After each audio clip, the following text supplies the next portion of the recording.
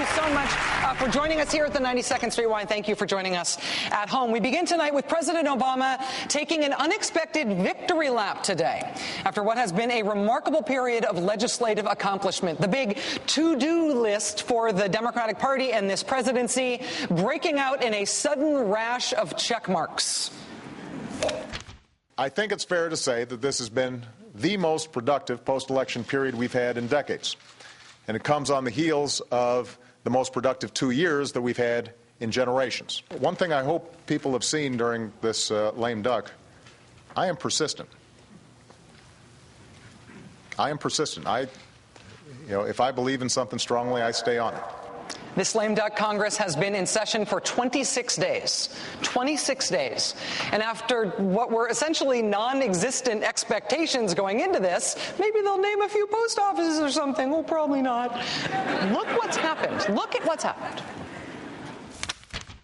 They've been arguing and fussing and fighting for months in Washington, but tonight the tax bill has been passed, delivered to the president, and signed. Good evening. A landmark vote on Capitol Hill today appears to signal a new era in gay rights in this country while abolishing long-held military tradition and policy. The Senate late today voted to repeal the Don't Ask, Don't Tell policy against gays serving openly in the military. The Senate today passed the biggest overhaul of this nation's food safety system in decades. The resolution of ratification is agreed to. With Vice President Biden presiding, the Senate passed New START, the arms control treaty with Russia the president had lobbied for relentlessly. One other item in the past column, that bill to provide health benefits for 9/11 first responders who became ill when they were working at Ground Zero, Brian. What a day in Washington. What a day in Washington. What a 26 days in Washington. 26 days that were expected to be a big nothing burger. Usually it takes Congress 26 days to agree that they need another 26 days before they can start 26 days of debate. Today, one of my favorite people in Washington, a veteran NBC News producer who I will not name because it will embarrass her, but who has seen it all and who is therefore amazed by nothing. Today, she told us that she has never seen another day like today in Washington in all the time she has been there. If I were President Obama, I would have called a press conference today, too. I would have called a press conference today to cap a day that began with him officially signing the repeal of Don't Ask, Don't Tell. After 2 long years of legislative maneuvering, Mr. Obama concluded that signing statement, that signing ceremony, by saying, quote, "This is done." And this is part of the quote. Just a few hours later, President Obama saw the Senate ratify his nukes treaty with Russia, his signature foreign policy concern, the thing he most wanted during this lame duck session. Then, right after that, Congress passed a bill to provide health care coverage for 9/11 first responders, something that Republicans had been delaying for weeks and that had been many, many, many times pronounced impossible. All of that happened in one day. And that is on top of the rest of the things this Congress has gotten done, with which you are familiar: health reform, Wall Street reform, credit card reform, student loan reform. This much maligned United States Congress, and trust me, I have at times been maligner in chief. This Congress, in the end, has accomplished more than almost any other in U.S. history. This was the headline at Bloomberg News today. No Congress since the 1960s makes as much law as this one. If you support President Obama's agenda, this has been an exhilarating finish to this first 2 years. No, Democrats have not gotten everything they wanted, both in terms of unfinished business, stuff they still want to work on, and compromises they've had to make toward getting everything they wanted, but still. And, on some of the unfinished business, the president today was still working on it, making an impassioned case today for immigration reform, saying that the DREAM Act, at a minimum, will still get done, even though it has not yet. Here's the thing, though. Can't be lame duck all year round.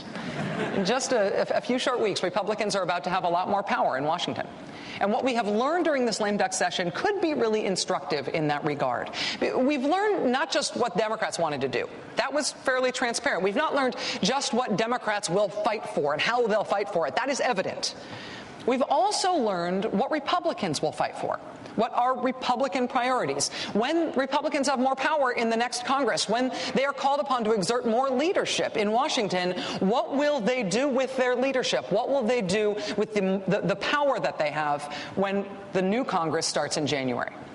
During this lame duck session, Republicans fought for less health care funding for 9/11 first responders. They fought for less safety regulation of our food supply. They fought to zero out funding for health reform. They fought to zero out funding for Wall Street reform. In terms of the stopgap spending bill, they won both of those.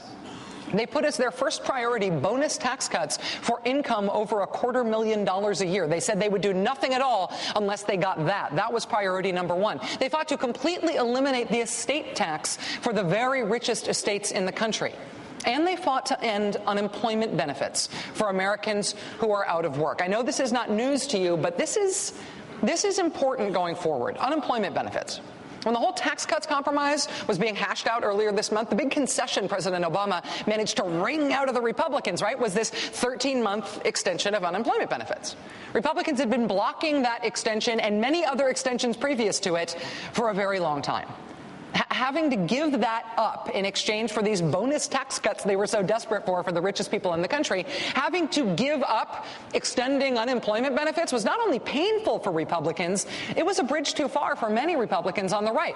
When this tax cuts deal was announced, it revealed this huge grudge on the right against unemployment. You had all these Republican presidential candidates, all these potential Republican candidates saying that they did not support the deal because of the extension of unemployment benefits. They're really against unemployment benefits. You had people like Mitt Romney coming out and saying not only should Republicans not approve that deal, but federal unemployment benefits should be gotten rid of altogether. Unemployment benefits should be privatized. Last week, Republican Senator Jim DeMint welcomed eventual Republican presidential candidate Newt Gingrich to South Carolina. When the subject of unemployment benefits came up there, Mr. Gingrich said, quote, "I'm opposed to giving people money for doing nothing." I'm opposed to giving people money for doing nothing. Let us review for just a second how Newt Gingrich makes his money. What is it that Newt Gingrich does for his money? What is Newt Gingrich's job? For starters, he hands out fake awards in exchange for cash. Probably the greatest thing we've ever done on this show. Live Newt girls. It flashes. Anyway, so Newt Gingrich makes money right now running a fake awards for small businesses scam, right? Last year, he tried to give one of his fake awards to a small business called The Lodge in Dallas, Texas. We've covered this quite a bit. The Lodge is a strip club. I'm told it is a very nice one, as these things go. Mr. Gingrich offered The Lodge a certificate. He offered them this novelty gavel. And he offered The Lodge a special dinner with the Newt. All, of course, in exchange for a $5,000 donation. When Mr. Gingrich realized he was giving one of his fake awards for a $5,000 donation to a strip club, he decided to rescind the award and the dinner invitation. They got to keep the gavel. They gave it to me. Then this month, though, he tried to scam the Lodge again. He hit them up for $2,000 this time around, just this month, even after having gone through this whole embarrassing thing. This is how Newt Gingrich makes his money. But he doesn't think that you earned yours. And he wants Republicans to campaign on that idea this year. Newt Gingrich is a direct mail scam artist. He hires the analog equivalent of spammers to troll the yellow pages, looking for businesses he can fool into thinking they are winning a Newt award. And then he cons money out of them for accepting it.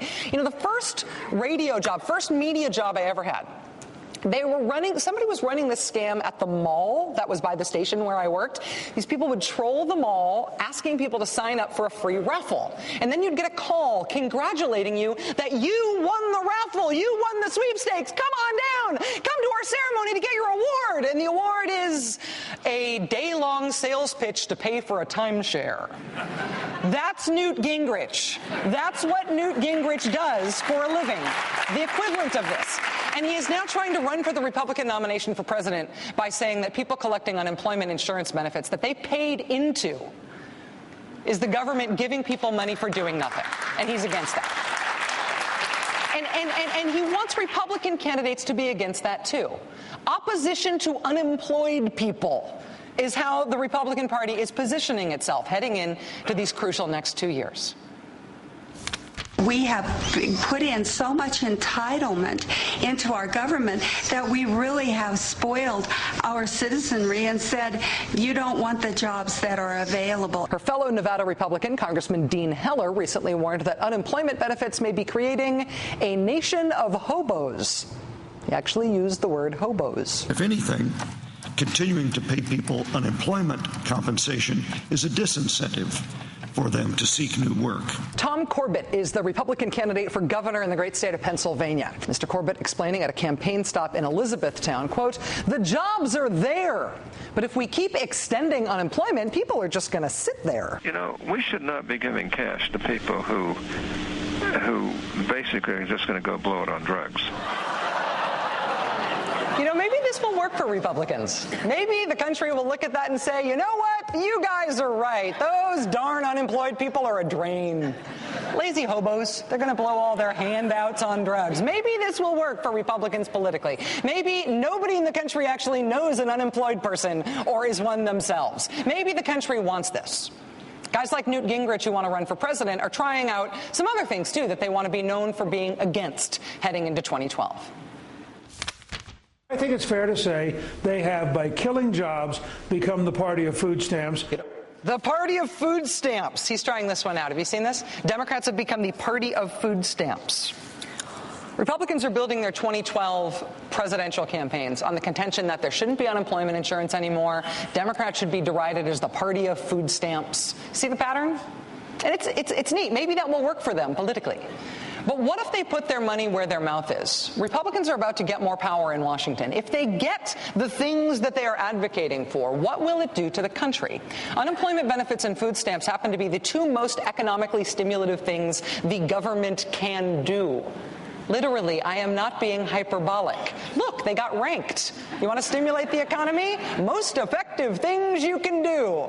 If Republicans going forward are going to use their newfound power in Congress, and they do have newfound power, if they use it to argue against the things the government can do that are most effective at stimulating the economy, then what will that mean for the country?